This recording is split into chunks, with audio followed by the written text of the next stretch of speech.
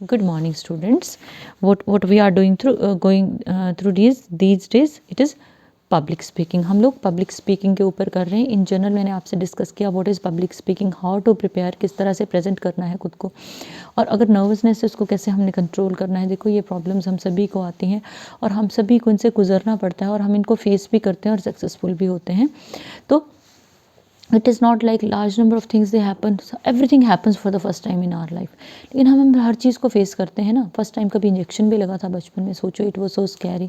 फिर उसके बाद क्या होता है व्हेन वी ग्रो अप, तो ठीक है it is for my growth, for my development, मतलब मुझे what's ever I am learning, what's ever I am going through, it is for my growth. Tablets कितनी कड़वी होती हैं, गंदी होती हैं, हम खाते हैं ना मेडिसिन. क्यों? We need to improve.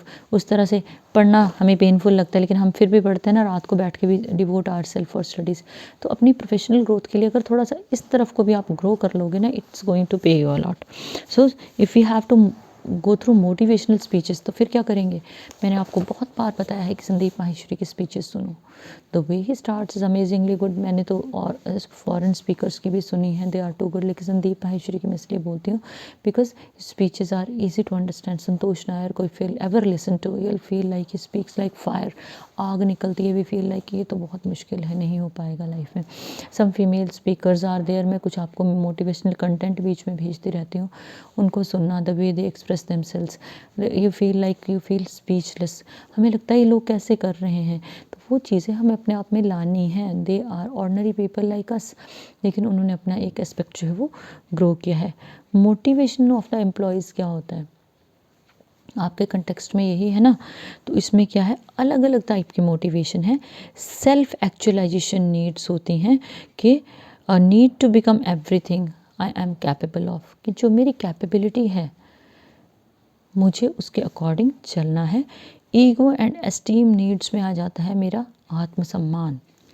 फिर आएगा मेरी सोशल नीड्स, जिसमें सेंस ऑफ ब्लेसिंग्स हैं, केयर है, लव है, अफेक्शन है, फ्रेंडशिप है. सेफ्टी एंड सिक्योरिटी नीड्स में आ जाएगा फिजिकल प्रोटेक्शन ऑफ प्रॉपर्टी, मेरे परिवार को नुकसान ना हो, मुझे नुकसान ना हो, मैं रास्ते पे सेफली चलूँ. और सबसे जो आपका इम्पॉर्टेंट है that is physiological and survival needs.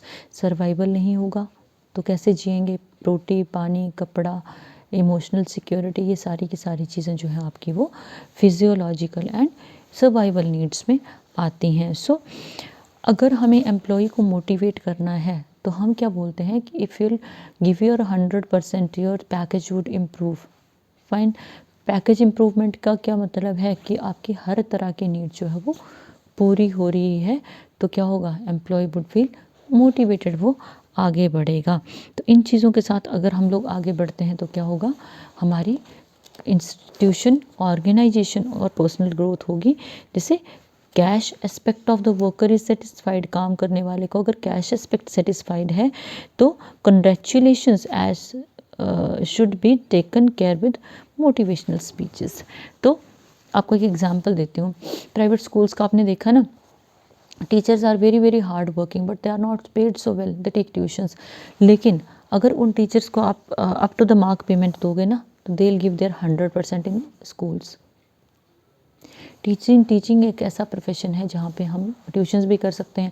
लेकिन if we are satisfied with our package, teacher is satisfied with the package, teacher is satisfied with teaching, तो क्या होगा, जो वो ट्यूशन के थ्रू कमा रहा है ना, जितना उसको मिलेगा, उसकी अगर कैश की नीड सेटिस्फाई हो रही है तो टीचर क्या करेगा, टीचर 100% अपने स्टूडेंट्स को वहीं से देगा जो उसका वर्क प्लेस है. ठीक है, this is the finest example I can give you. लोग क्या करते हैं, लोग 2-3 जगह काम करते हैं because at one place whatsoever they are getting, उनकी ज़रूरतें पूरी नहीं हो रही हैं, वो एक्स्ट्रा काम करते हैं. उससे क्या होगा, पोटेंशियल पे फ़र्क पड़ता है, उनकी क्वालिटी ऑफ वर्क पे फ़र्क पड़ेगा. लेकिन अगर कोई इंसान 9 to 5 जॉब कर रहा है and what's ever the person is getting, उसको कैश वाली सिक्योरिटी मिल रही है, उसको मॉनेटरी सिक्योरिटी मिल रही है, उसकी ज़रूरतें पूरी हो रही हैं, तो वो क्या करेगा, वो एक्स्ट्रा वर्कलोड नहीं देगा. तो जब वो एक्स्ट्रा वर्कलोड नहीं देगा तो क्या होगा, जहाँ वो काम कर रहा है वहाँ उसका वो 100% जाएगा. और जब 100% जाएगा, person would be satisfied and organisation would also be satisfied. अब अगर आपने मोटिवेशनल स्पीच डिलीवर करनी है, उसकी प्लानिंग कैसे होगी.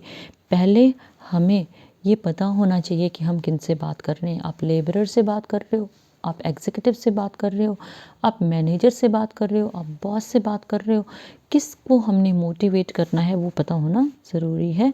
सो सबसे पहले किसी को भी हम मोटिवेट करने जाएं, body language should be positive, हमारा जो पिच है, जो बोलने का स्टाइल है वो हाई रहना चाहिए, और हमारे एक्सप्रेशंस पॉजिटिव होने चाहिए, नेगेटिव बॉडी लैंग्वेज नहीं होनी चाहिए, नेगेटिव लैंग्वेज भी नहीं होनी चाहिए, और हमें कुछ कैची वर्ड्स को यूज़ करना है जो हमारी अटेंशन ड्रॉ करें, and appeal the audience for action.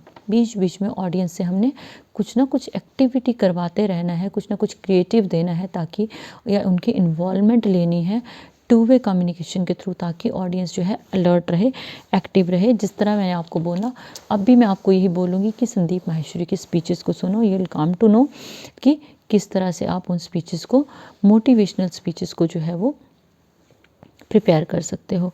उसके बाद है आपका presentation, how to prepare presentation. शायद मैंने पहले भी आपको वीडियो भेजा है, लेकिन प्रेजेंटेशन किस लिए होती है? When we are training employees, किसी न्यू प्रोडक्ट को लॉन्च करना है तो हम प्रेजेंटेशन देते हैं, ठीक है, कंपनीज़ में, ऑर्गेनाइजेशंस में। तो to inform, to pursue, to build goodwill, 3 चीज़ें होती हैं। इन्फॉर्मेशन देना है लोगों को, उस प्रोडक्ट के लिए हमने मेंटली प्रिपेयर करना है, और गुडविल को भी मेंटेन रखना है। If we have to inform the people about new schemes, new offers, ठीक है, तो we need to give a presentation, हमारे लिए ज़रूरी है। तो ट्रेनिंग प्रेजेंटेशंस का जो एम होता है वो क्या होता है? ऑर्गेनाइजेशन की पॉलिसीज़ को एम्प्लॉयज़ को बताना। उसके बाद distinctive purpose of persuading of audience is to believe in a certain way. Audience को वो बताना होता है कि whatsoever is being shown to you it is authentic, ये एक्चुअल में ऐसा है। उसके बाद एक गुडविल जो है वो अटेन करनी है लोगों की। तो इन 3 चीज़ों को लेके हम प्रेजेंटेशन देते हैं, कहाँ पे? अपनी कंपनीज़ के जब न्यू प्रोडक्ट्स आते हैं तो अलग अलग तरह की प्रेजेंटेशन है यहाँ पे। मोनोलॉग मीन्स सिंगल प्रेजेंटेशन है, देन गाइडेड डिस्कशन है, और सेल्स प्रेजेंटेशन है। जो मोनोलॉग प्रेजेंटेशन है, या स्पीकर बिना किसी इंटरप्शन के बोलता रहता है, एंड एट लास्ट ऑडियंस के जो क्वेश्चन हैं वो आंसर किए जाते हैं, ठीक है। जो गाइडेड डिस्कशंस हैं, वहाँ स्पीकर प्रेजेंट्स द क्वेश्चंस और issues that speaker and audience have agreed in advance में वो कलेक्ट करता है ऑडियंस के क्वेश्चंस, और उनको वो प्रेजेंट करता है, and acts as a facilitator to help the audience with expert knowledge, और एक्सपर्ट नॉलेज से उनके क्वेश्चंस को आंसर करने का पूरा एफर्ट करता है। उसके बाद है आपके sales presentation while new products are being launched and we want people to buy those products और new ideas, तो हम उसको sales presentation में include करते हैं।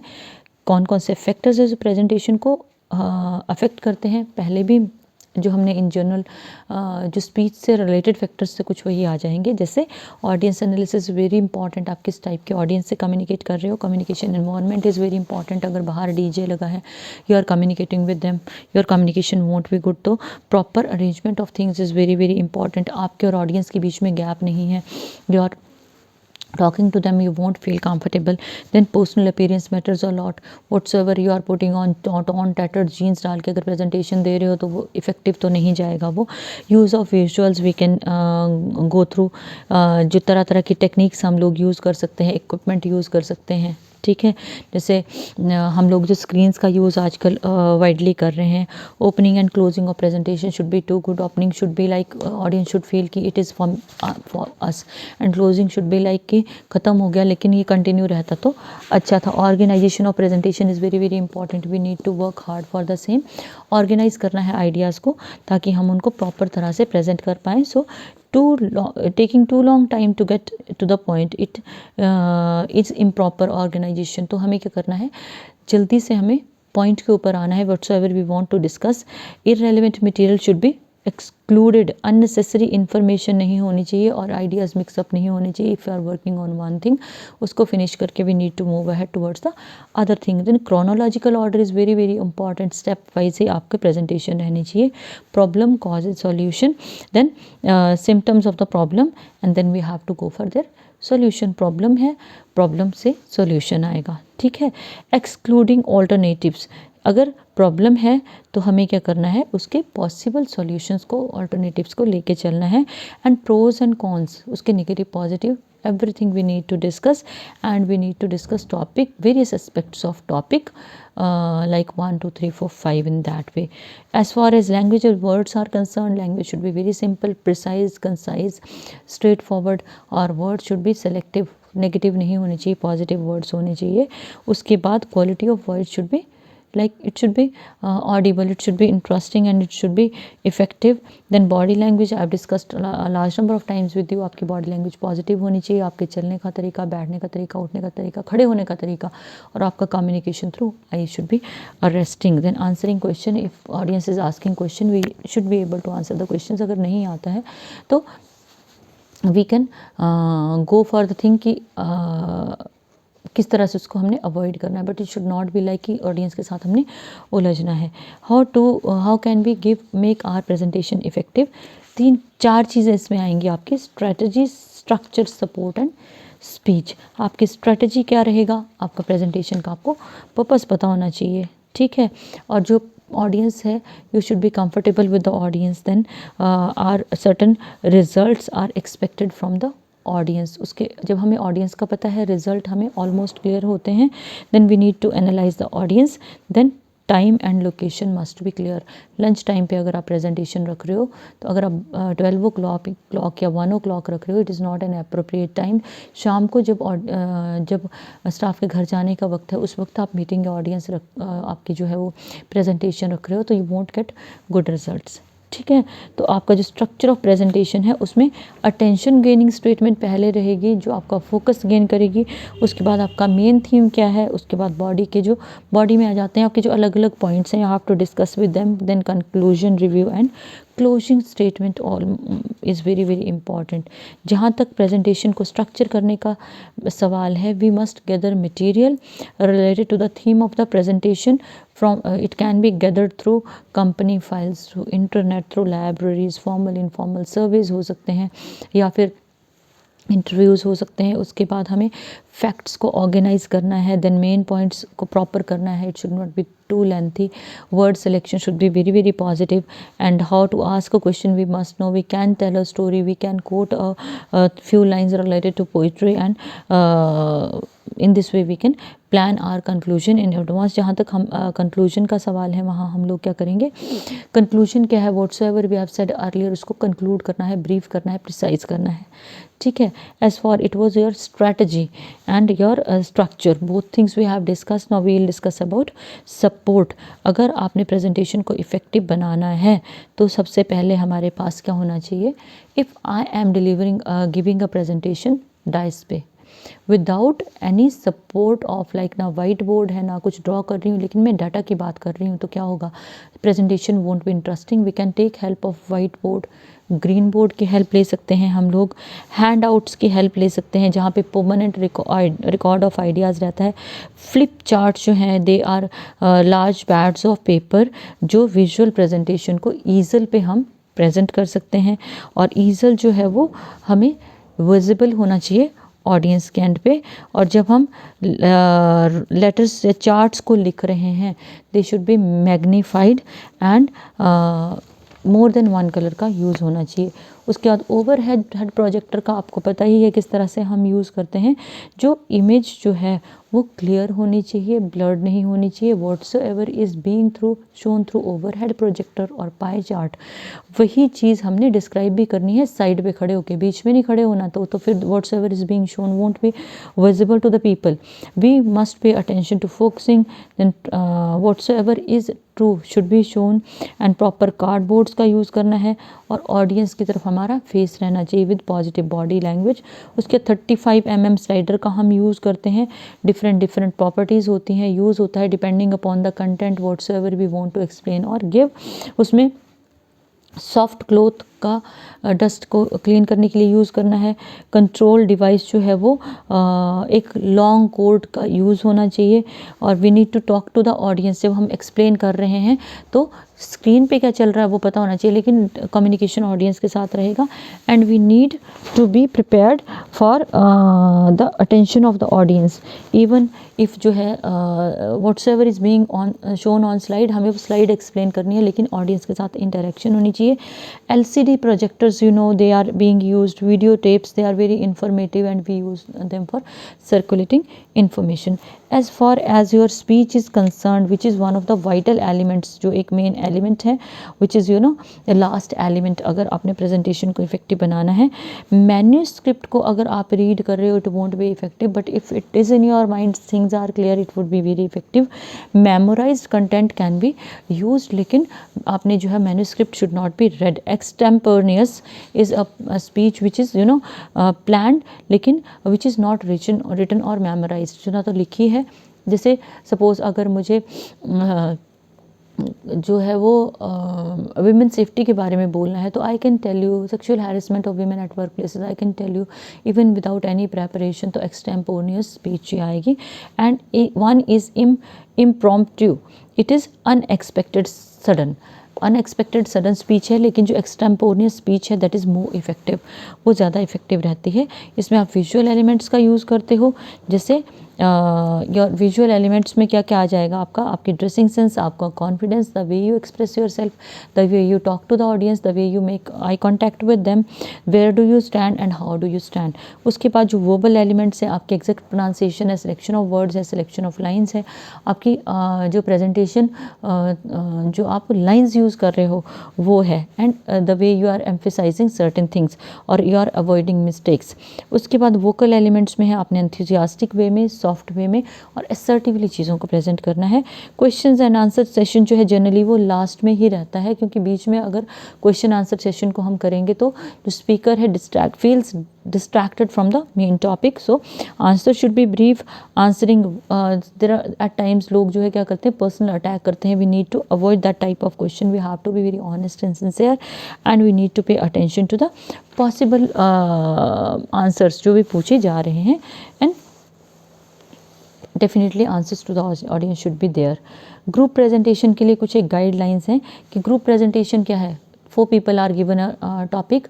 Some of them they can collect material, some of them they can arrange material, some of them they can present material. मान लो 4 लोग हैं, 4 में से 3 जो है वो उन्होंने प्रेजेंट करना है, तो it should be divided. But whenever we divide before presentation we must discuss theme. Group से हमारी चीज़ें जो है बिल्कुल क्लियर होनी चाहिए. उसके बाद हमारी जो है एक प्रैक्टिस भी होना ज़रूरी है, एंड यूज़फुल विजुअल्स को हमें जो है वो सिलेक्ट करना है. ऐसा नहीं है कि 2 लोग सेलेक्ट कर रहे हैं और 3 लोगों ने उसको प्रेजेंट करना है. During presentation all member should be introduce. जब एक मेंबर छोड़ के जाएगा तो वो दूसरे को प्रॉपर इंट्रोड्यूस करके स्टेज छोड़ के जाएगा. और time should be enforce strictly. Selection of words definitely should be there, and audience question should be answered one by one. End of the presentation जो है we must thank the audience who have given us their valuable time. And if we talk about it was your general presentation, guidelines for group presentation. अगर आपकी sales presentation है तो आपने क्या करना है, आप क्या करोगे, आपने प्रोडक्ट्स के लिए आप प्रेजेंटेशन दोगे. आपकी स्ट्रेटजी क्या रहेगी, we must know the needs of the audience. उनकी नीड्स को अपील करना है, उसके बाद रियलिस्टिक गोल होना चाहिए, और हमें जो है ऑडियंस वो कैसी चाहिए, focus appeals on critical audience segment, जो क्रिटिक्स हैं, जो क्रिटिसाइज़ करते हैं उनके ऊपर, और हॉस्टाइल ऑडियंस के साथ हमने इन्वॉल्व नहीं होना है. एविडेंसेस कलेक्ट करने हैं, एक पर्टिकुलर स्टाइल ऑफ प्रेजेंटेशन को लेके जाना है, और क्रेडिबिलिटी जो है वो अबव ऑल काउंट करती है. ऑर्गेनाइजिंग परसुएसिव मैसेजेस, कि किस तरह से मैसेजेस को ऑर्गेनाइज करना है. So we will discuss in the next video. So good day.